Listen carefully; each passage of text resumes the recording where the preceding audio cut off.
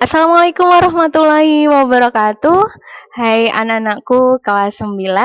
Baik, di sini Ustada akan melanjutkan materi tentang pertemuan yang kemarin. Kita kemarin sudah belajar tentang kelistrikan yang kaitannya dengan penggunaan sehari-hari.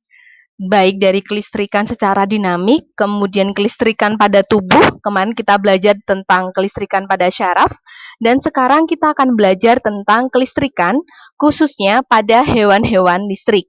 Baik, di sini Ustada akan menjelaskan contoh hewan-hewan listrik yang sering kita jumpai di lingkungan sekitar.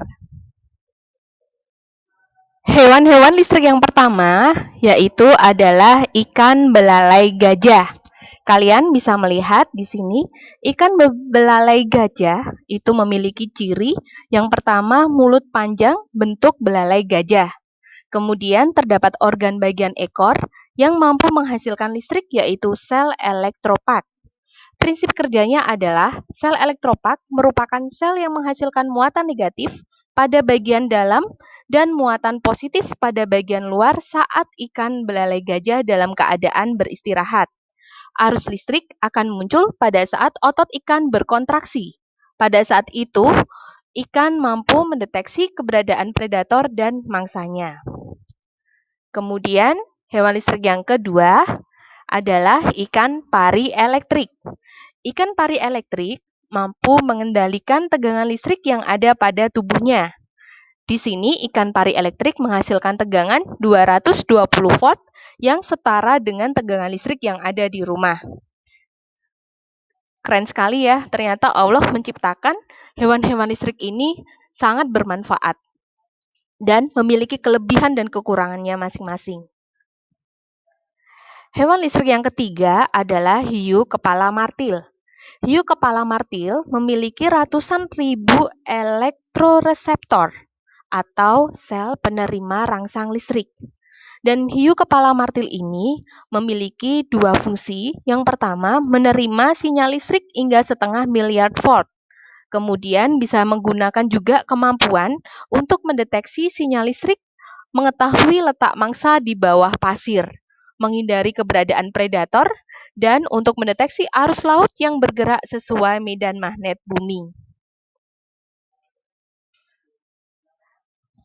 Hewan listrik yang keempat, seperti landak atau dinamakan Echidnas. Echidnas ini memiliki moncong memanjang yang berfungsi sebagai pengirim sinyal-sinyal listrik untuk menemukan serangga atau mangsa. Elektroreseptor atau Echidnas terus-menerus dibasahi agar lebih mudah untuk menghantarkan listrik. Hal inilah yang menyebabkan kebanyakan hewan yang memiliki sistem elektroreseptor berasal dari perairan. Jadi bentuknya seperti landak dan berfungsi kelistrikannya dia terutama di bagian kulitnya. Di Echidnas ini, selain di bagian kulitnya juga berfungsi, dan ini tadi ya, moncong memanjang ini juga menghasilkan listrik juga. Hewan listrik yang kelima adalah belut listrik. Belut listrik ini menghasilkan kejutan tanpa lelah selama 1 jam. Bisa kalian bayangkan bagaimana menghasilkan listrik selama 1 jam. Dan diyakini dapat membunuh manusia dewasa. Jelas sekali. Kita saja kalau misalkan kesetrum, itu aja paling 5 detik, itu aja udah kaget. 5 menit aja, atau 1 menit, 2 menit. Itu aja udah luar biasa. Nah, ini selama 1 jam pasti akan menyebabkan manusia tewas.